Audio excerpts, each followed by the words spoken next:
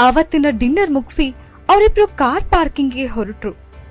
ಅವರು ರೆಸ್ಟೋರೆಂಟ್ನ ಮೇನ್ ಹಾಲಲ್ಲಿ ನಡ್ಕೊಂಡು ಹೋಗುವಾಗ ಅವಳ ಕಣ್ಗೆ ಯಾರೋ ಕಾಣಿಸಿದ್ರು. ಅವಳ ಕಣ್ಗಳು ಶಾರ್ಪ್ ಆದ್ವು. ಒಂದ್ ಹೆಜ್ಜೆ ಹಿಂದೆ ಬಂದು ಸೂಕ್ಷ್ಮವಾಗಿ ಬಾಗಿ ದೂರದಲ್ಲಿ ದೃಷ್ಟಿ ಇಟ್ಲು. ಅದ್ಯಾರು ಅಂತ ಅವಳ ಕಣ್ಣನ್ನ ಕಿರಿದಾಕ್ಸ್ಕೊಂಡು ಮುಸುಕಾದ ಕರ್ಟನ್ ಆಚೆ ನೋಡಿದ್ಲು. ಗ್ರೀನರಿಯಿಂದ ತುಂಬಿದ ಹಾಲಲ್ಲಿ ಡಿಮ್ ಕಲರ್ ಕರ್ಟನ್ ಇಂದ ಮರೆಯಾದ ಟೇಬಲ್ ಹತ್ರ ವೈಟ್ ಕಲರ್ ಸೂಟ್ ಹಾಕೊಂಡು ಕೈಲಿ ಮೆನು ಕಾರ್ಡ್ ಹಿಡ್ಕೊಂಡಿದ್ದ ವ್ಯಕ್ತಿನ ನೋಡಿ ಆಯ್ರಾ ಶಾಕ್ ಆದ್ಲು. ವೈಟ್ ಸೂಟ್ ಹಾಕೊಂಡು ಶಾಂತವಾಗಿ ಕೂತಿದ್ದ ಆ ವ್ಯಕ್ತಿನ ನೋಡಿ ಆಯ್ರಾ ಮುಖದಲ್ಲಿ ಒಂದ್ ರೀತಿ ಸ್ಮೈಲ್ ಇತ್ತು. ಅವಳು ಭಯದಿಂದ ನಗ್ತಿದ್ಲು, ಸಂತೋಷದಿಂದ ನಗ್ತಿದ್ಲು, ಅವಳಿಗೆ ಗೊತ್ತಿರ್ಲಿಲ್ಲ. ಯಾಕೋ ಅವಳ ಹಾರ್ಟ್ ಬೀಟ್ ಜೋರಾಗಿ ಹೊಡ್ಕೊಳ್ಳೋದಕ್ ಶುರು ಮಾಡ್ತು. ಇದೆಲ್ಲ ಹ್ಯಾಲುಸಿನೇಷನ್, ಬೇರೇನೂ ಇಲ್ಲ, ನನ್ ಭ್ರಮೆ, ಅವನ್ ಯಾರೋ ನನಗ್ ಗೊತ್ತಿಲ್ಲ ಅಂತ ಹೇಳ್ಕೊಂಡು ನಿಧಾನಕ್ಕೆ ಮುಂದೆ ನಡೆದ್ಲು. ಅವಳ ಹುಪ್ಪು ಗಂಟೆಕಿದ್ವು. ಯಾವ್ದೋ ರೀಸನ್ಗೆ ಅವಳ ಹೆಜ್ಜೆ ನಿಧಾನವಾಗಿತ್ತು. 1-2 ಸೆಕೆಂಡಲ್ಲೇ ಅವಳು ತನ್ನ ಭಾವನೆಗಳನ್ನ ಕಂಟ್ರೋಲಿಗೆ ತಗೊಂಡ್ಲು. ಅವಳಿಗಿಂತ ಎಷ್ಟೋ ಮುಂದೆ ಹೋಗಿದ್ದ ಸಿದ್ಧಾರ್ಥ್ನ ಸ್ಪೀಡಲ್ಲಿ ಫಾಲೋ ಮಾಡಿದ್ಲು. ಅವರಿಬ್ರು ಸೆಪರೇಟ್ ಆಗೋ ಮೊದಲು ಆಯ್ರಾ ಕೇಳಿದ್ಲು, ಮಿಸ್ಟರ್ ಸಿದ್ಧಾರ್ಥ್, ನಾಳೆ ನಿಮ್ ಬರ್ತ್ಡೇ ಪಾರ್ಟಿ ಎಲ್ಲಿ ನಡೆಯುತ್ತೆ? ವೆನ್ಯೂ ಮತ್ತೆ ಟೈಮಿಂಗ್ಸ್ ಹೇಳ್ತೀರಾ ಅಂತ ಕೇಳಿದ್ಲು. ಅವನು ಸ್ಮೈಲ್ ಮಾಡ್ತಾ ಅಡ್ರೆಸ್ ಕೊಟ್ಟ. ಆಯ್ರಾ ಕಾರ್ ಡ್ರೈವ್ ಮಾಡ್ಕೊಂಡು ಹೋದ್ರು.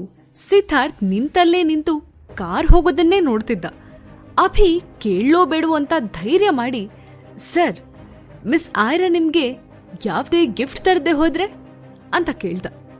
ಸಿದ್ಧಾರ್ಥ್ ಸ್ಮೈಲ್ ಮಾಡಿ ಕಾನ್ಫಿಡೆನ್ಸ್ ಇಂದ, ನೋ ವೇ, ಅವಳು ನನಗೋಸ್ಕರ ಗಿಫ್ಟ್ ತಂದೆ ತರ್ತಾಳೆ, ನೋಡ್ತಿರು ಅಂತ ಹೇಳ್ದ. ಅವನ್ ಪ್ರಕಾರ ಆಯ್ರಾ ಅವನನ್ನ ಇಷ್ಟಪಡ್ತಿದ್ದಾಳೆ.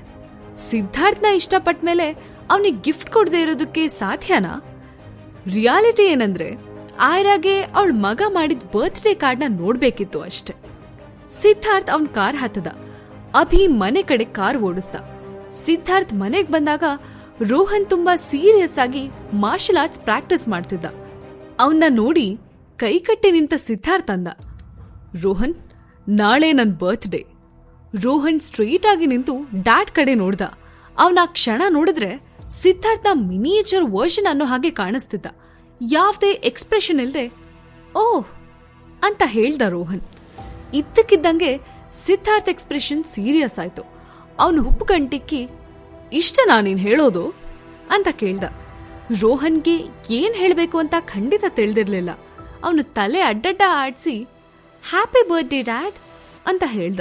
ಸಿದ್ಧಾರ್ಥ್ ಡೀಪ್ ಆದ ಉಸಿರೆಳ್ಕೊಂಡು, ಎಲ್ಲಾ ಮಕ್ಕಳು ಅವ್ರ ಪೇರೆಂಟ್ಸ್ ಬರ್ತ್ಡೇಗೆ ಗ್ರೀಟಿಂಗ್ ಕಾರ್ಡ್ ರೆಡಿ ಮಾಡಿ ಗಿಫ್ಟ್ ಮಾಡ್ತಾರಂತೆ ಅಂತ ಅಂದ.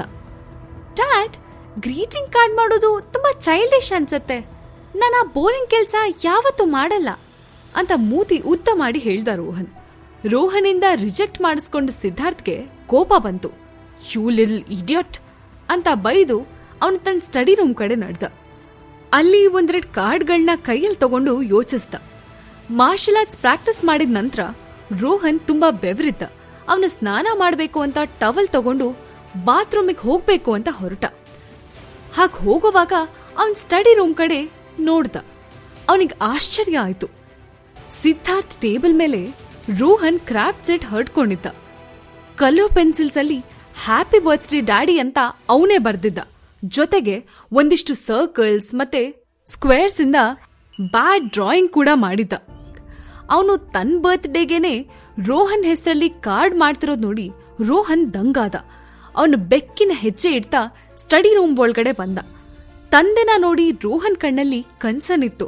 ಅವನು ದೊಡ್ಡ ಚಿಂತೆಯಿಂದ, daddy, what happen? Do need psychologist ಅಂತ ತನ್ನ ಮುದ್ದು ವಾಯ್ಸ್ ಅಲ್ಲಿ ರೋಹನ್ ಕೇಳ್ದ. ಗಾಬರಿಯಿಂದ ಸಿದ್ಧಾರ್ಥ್ ಮಗನ್ ಕಡೆ ನೋಡ್ದ. ಮಲ್ಹೋತ್ರಾ ಬಂಗ್ಲೆ. ಆಯ್ರಾ ಆಗ್ತಾನೆ ಬಂಗ್ಲೆ ರೀಚ್ ಆಗಿದ್ಲು.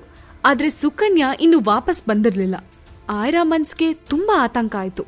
ಅವಳು ತಾನು ದೇಸಾಯಿ ಬಂಗ್ಲೆಗ್ ಹೋಗ್ಲಾ ಅಂತ ಅಂದ್ಕೊಂಡ್ಲು. ಹೋಗೋ ಮೊದ್ಲು ಸುಕನ್ಯಾ ನಂಬರ್ಗೆ ಮೆಸೇಜ್ ಮಾಡಿದ್ಲು.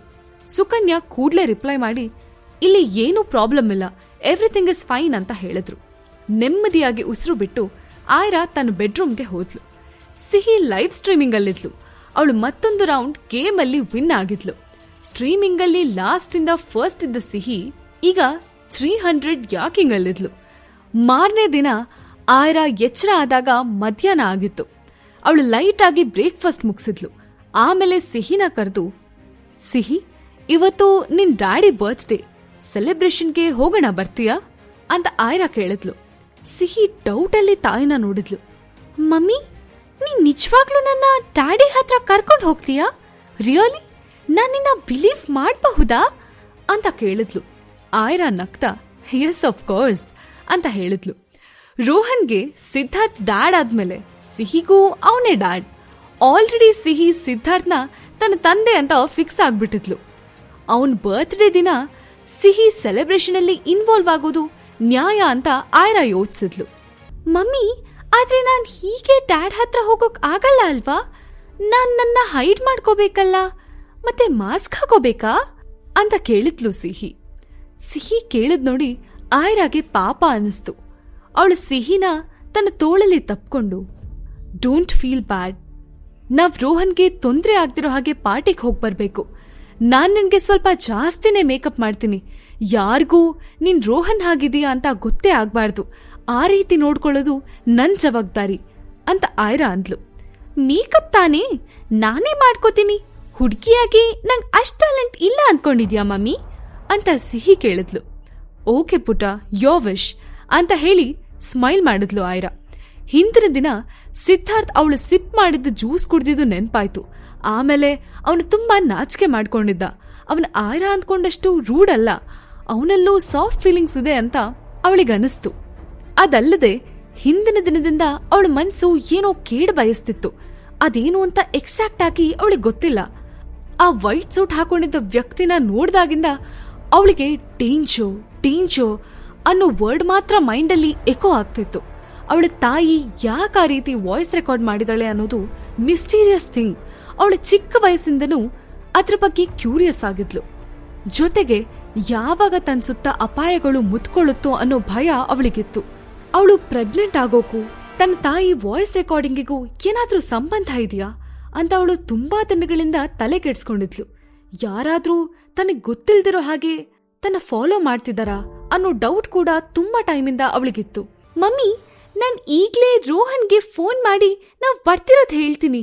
ಜೊತೆಗೆ ನಮ್ ಫ್ಯಾಮಿಲಿ ಸದ್ಯದಲ್ಲೇ ಕಂಪ್ಲೀಟ್ ಆಗತ್ತೆ ಅಂತ ಹೇಳಿದ್ರೆ ಅವನ್ ಎಷ್ಟ್ ಖುಷಿ ಪಡ್ತಾನೆ ಗೊತ್ತಾ ಅಂತ ಸಿಹಿ ಕುಣಿತ ಜಂಪ್ ಮಾಡ್ತಾ ಓಡಿದ್ಲು. ಅವಳನ್ನ ಹಿಂದ್ಗಡೆಯಿಂದ ನೋಡ್ತಿದ್ದ ಆಯ್ರಾಗೆ ನಗು ಬಂತು. ಅವಳು ಸ್ಮೈಲ್ ಮಾಡ್ತಾ, ಸಿಹಿ ಪುಟ್ಟ, ನಿನ್ ಡ್ಯಾಡ್ಗೆ ಏನ್ ಗಿಫ್ಟ್ ಕೊಡ್ಬೇಕಂತಿದ್ಯಾ ಅಂತ ಕೇಳಿದ್ಲು. ಸಿಹಿ ಓಡ್ತಿದ್ದವಳು ಅಲ್ಲೇ ಸ್ಟಾಪ್ ಮಾಡಿದ್ಲು. ಮತ್ತೆ ಹಿಂತಿರುಗಿ ತಲೆ ಕೊರಳ್ತಾ, ಮಮ್ಮಿ, ಚಿಕ್ಕ ಮಕ್ಕಳು ಪೇರೆಂಟ್ಸ್ಗೆ ಗಿಫ್ಟ್ ಕೊಡ್ಬೇಕಾ ಅಂತ ಕೇಳಿದ್ಲು. ಓಕೆ, ಬೇಗ ಡ್ರೆಸ್ ಚೇಂಜ್ ಮಾಡು, ನಾನ್ ಕೆಳಗಡೆ ಹೋಗಿರ್ತೀನಿ. Get ready fast. ಹಾ, ಗಲೀಜಾಗಿ ಬಂದ್ರೆ ನಿನ್ನ ಕರ್ಕೊಂಡ್ ಹೋಗಲ್ಲ, ಸ್ನಾನ ಮಾಡಿ ಫ್ರೆಶ್ ಆಗ್ಬಾ ಅಂತ ಅಂದ್ಲು. ಸಿಹಿ ಮುದ್ದಾಗಿ ಎಸ್ ಮಿಸ್ ಅಂತ ಅಂದ್ಲು. ಜೀವನದ ನಿಗೂಢವಾದ ಕಥೆಯನ್ನ ತಿಳ್ಕೋಬೇಕಂದ್ರೆ ಈಗಲೇ ಡೌನ್ಲೋಡ್ ಮಾಡಿ ಪಾಕೆಟ್ FM ಮತ್ತು ಕೇಳಿ ಐರಾ. ಲಿಂಕ್ ಡಿಸ್ಕ್ರಿಪ್ಷನ್ ನಲ್ಲಿ ಇದೆ.